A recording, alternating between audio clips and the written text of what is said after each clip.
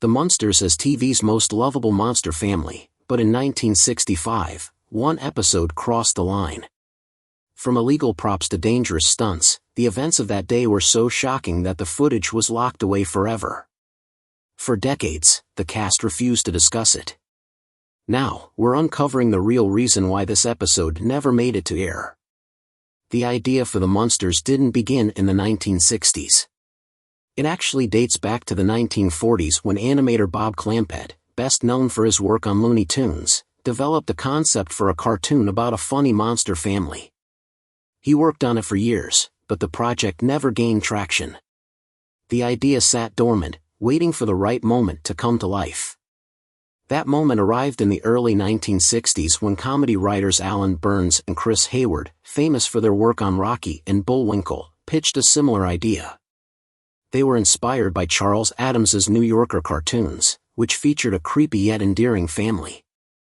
Instead of creating something entirely new, they turned to Universal Studios, which owned the rights to legendary monsters like Frankenstein and Dracula. The studios saw an opportunity to merge these famous horror icons into a sitcom. This decision shaped the entire show's identity. Herman Munster became a Frankenstein-inspired father with bolts on his neck and a clumsy yet lovable personality. Grandpa was transformed into a comedic take on Count Dracula. The family lived in a massive, eerie mansion on a quiet suburban street. To them, they were just a normal American family, but to everyone else, they were terrifying. Writers Norm Liebman and Ed Haas brought the concept to life with their first pilot episode, Love Thy Monster, which introduced the show's signature satirical tone. The Munsters weren't trying to be scary, they simply wanted to live like any other American family. That contrast was the core of the comedy. The timing couldn't have been better. In the early 1960s, classic monster movies were experiencing a resurgence. Universal had begun re-releasing its old horror films, and audiences were falling in love with them all over again. The idea of blending monsters with sitcom humor was exactly what TV needed at the time. Universal Studios played a crucial role in shaping the Munsters. Since they owned the rights to the classic monster designs, they could use them freely, avoiding any legal issues. This allowed the show to have a distinctive look that paid homage to Hollywood's most famous horror films. The studio also provided high-quality makeup and special effects, with legendary makeup artist Bud Westmore ensuring that Herman, Grandpa, and the rest of the characters looked like real movie monsters while still being expressive enough for comedy. Beyond appearances, Universal's influence extended to the show's tone. Instead of mocking horror movies, the Munsters celebrated them. Fans of classic monster films could enjoy the references, while general audiences could laugh at the family's everyday struggles. At its core, the Munsters was a satire of suburban life. The family considered themselves perfectly normal, they ate dinner together, went to work and school, and worried about everyday problems. However, because of their monstrous appearances, they constantly bewildered and frightened their neighbors. The show cleverly played with this contrast, often flipping traditional sitcom tropes on their heads. The show also poked fun at family sitcom cliches. In one episode, Lily encourages Herman to have a heartfelt father-son talk with Eddie, much like the serious parenting moments in Father Knows Best or Leave It to Beaver. However, Herman's advice is so absurd that the scene turns into a joke. The show frequently used this kind of humor to subvert traditional sitcom moments, making them fresh and funny. Fred Gwynne and Al Lewis didn't just play Herman and Grandpa Munster, they were the heart of the show. Their journey to the Munsters started years earlier on another sitcom, Car 54, Where Are You?, where they played mismatched New York police officers. Their on-screen chemistry was undeniable, and audiences loved them together.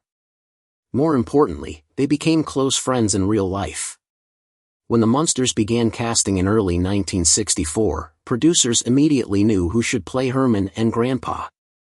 Gwynne and Lewis were the first choices, and their friendship helped make the Munster family feel authentic. Transforming Gwynne into Herman was no easy task. His costume included heavy boots with 4-inch lifts and layers of padding, adding 40 to 50 extra pounds.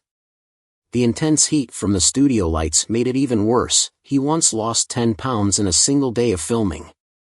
Despite the challenges, he gave every scene his all. His deep voice, goofy laugh, and childlike charm made Herman one of the most unforgettable TV characters of all time. Off-screen, his bond with Lewis remained strong long after the show ended. Not every casting decision was as simple. Originally, the Munster matriarch was named Phoebe, played by Joan Marshall. However, there was a problem. She looked too much like Morticia Addams from The Addams Family, a competing show set to air around the same time. Executives worried audiences would confuse the two series, so they made a change.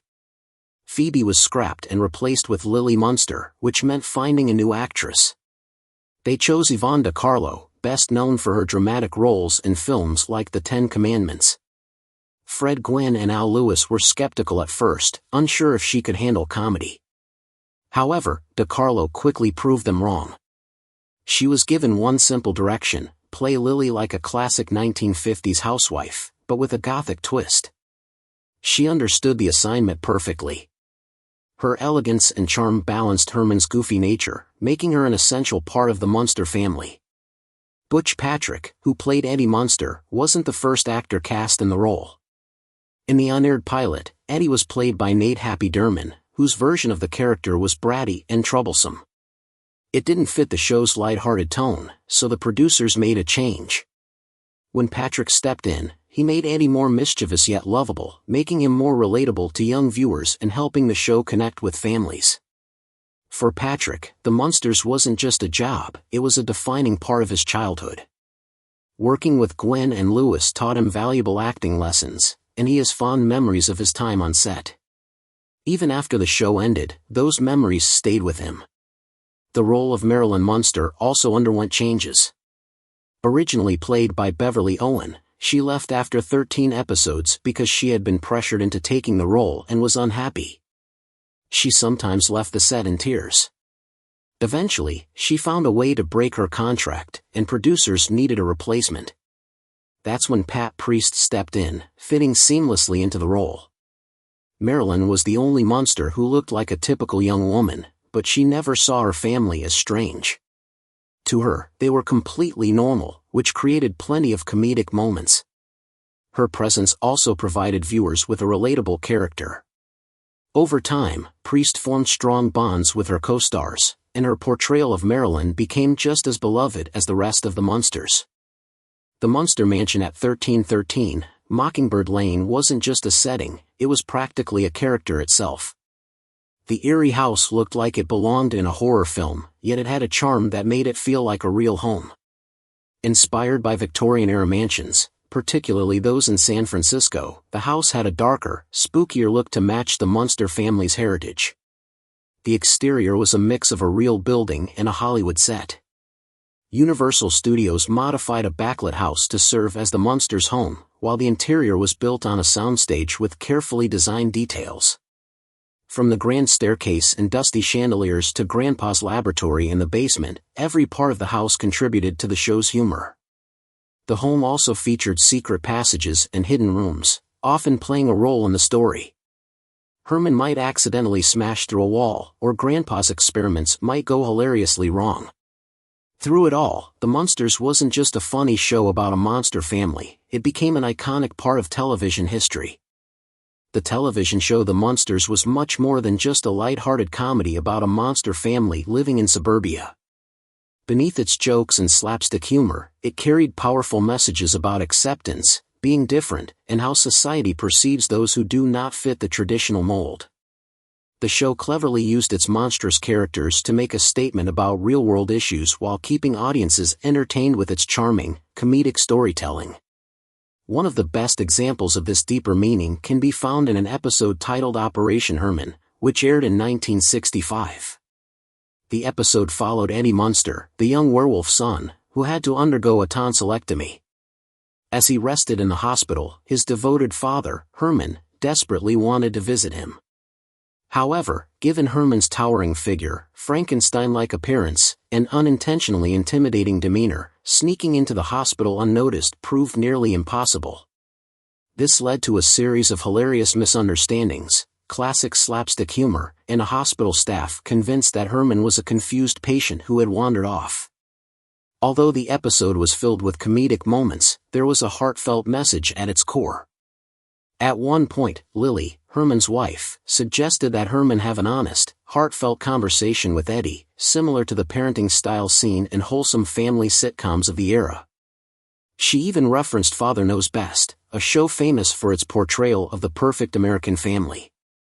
Herman, in his usual lovable but clueless manner, joked that such emotional talks were the kind of thing handled by Donna Reed on The Donna Reed Show. This moment was small but significant. It subtly acknowledged that the Munsters was not trying to be like those traditional, polished sitcoms. Instead, it was something unique, a show that truly understood what it felt like to be different and not always accepted by the world. This theme of feeling out of place and being judged for appearances was central to many episodes. In My Fair Munster, a neighbor complained that the neighborhood was perfectly fine until the Munsters moved in. While the line was delivered as a joke, it reflected real-life discrimination faced by many families in the 1960s simply for being different. Another episode, Munster Masquerade, pushed this idea even further. Marilyn Munster, the only family member who looked traditionally human, had a boyfriend whose parents were excited to meet her. However, when they discovered that she came from a household filled with monsters, their enthusiasm quickly turned into rejection. This episode cleverly flipped expectations. While Marilyn was seen as the odd one out within her family, to the outside world, she was the only one who belonged. The message was clear: people often judge others based on appearances, and these judgments can be unfair and hurtful. Perhaps one of the most powerful moments in the entire series came in the episode Eddie's Nickname. Eddie Munster was feeling insecure about himself, and his father, Herman, decided to offer some words of wisdom. In what became one of the show's most memorable speeches, Herman told Eddie, "The lesson I want you to learn is that it doesn't matter what you look like, whether you are tall or short, fat or thin, ugly or handsome, like your father. You can be black or yellow or white, it doesn't matter. What matters is the size of your heart and the strength of your character." For a light-hearted sitcom, this was a bold and meaningful moment. It wasn't hidden behind humor or softened by a joke, it was direct, heartfelt, and impactful. This kind of sincerity was rare for sitcoms of that era, and it resonated deeply with audiences. It was a statement about the importance of looking beyond appearances and valuing people for who they truly are. When the Munsters premiered on September 24, 1964, it was unlike anything that had ever been seen on television before. It took the traditional family sitcom format and gave it a monstrous twist. Instead of the usual suburban parents and children, it featured a Frankenstein-like father, Herman, a vampire mother, Lily, a werewolf son, Eddie, and a grandfather straight out of classic horror films. The show's unusual concept worked surprisingly well, mixing comedy with classic monster tropes in a way that captivated audiences. By the end of its first season, the Munsters had become one of the most popular shows on television, ranking number 18 in the Nielsen ratings, right alongside Gilligan's Island. Critics also took notice of the show's success. In 1965, the Munsters received a Golden Globe nomination for Best TV Show, an impressive recognition for a comedy with such an unconventional premise. Over the years, it continued to earn praise, receiving multiple nominations at the TV Land Awards, which celebrated its lasting impact on television history. One particular award acknowledged a significant cast change, when Pat Priest replaced Beverly Owen as Marilyn Munster. Despite the major role being recast, the show remained strong, proving the resilience of its beloved characters. However, no show stays on top forever. In January 1966, something new arrived on ABC, Batman. With its bright colors, action-packed episodes, and campy sense of fun, Batman quickly captured audiences' attention. The viewers who had once tuned in religiously to the Munsters now had their eyes glued to Gotham City. As a result, the Munsters saw a sharp decline in ratings. By the end of its second season, it had fallen to number 61 in the rankings. Seeing the writing on the wall, the network made the difficult decision to cancel the show in May 1966. Despite its cancellation, the Munsters refused to fade into obscurity. Over the years, various spin-offs, films, and reboots have kept the characters alive. One of the most notable follow-ups was The Munsters Today, which aired from 1988 to 1991. Instead of continuing directly from the original, this sequel series introduced a creative twist. Grandpa had accidentally put the family into a deep sleep for 22 years. When they finally woke up, they found themselves in the late 1980s, struggling to adjust to a modern world. With Lee Meriwether as Lily, Jason Marsden as Eddie, and Howard Morton as Grandpa, the show managed to outlast the original series, running for 73 episodes. The first full-length Munsters movie came much earlier, in 1966, right as the original series was ending. Munster, Go Home marked the first time audiences saw the characters in color, making their eerie yet endearing appearances even more striking. The film followed Herman as he inherited a British manor, leading to a wild adventure in England involving scheming relatives, a hidden treasure, and even a drag race. With Fred Gwynne, Yvonne De Carlo, and Al Lewis reprising their iconic roles, the film captured the spirit of the show perfectly.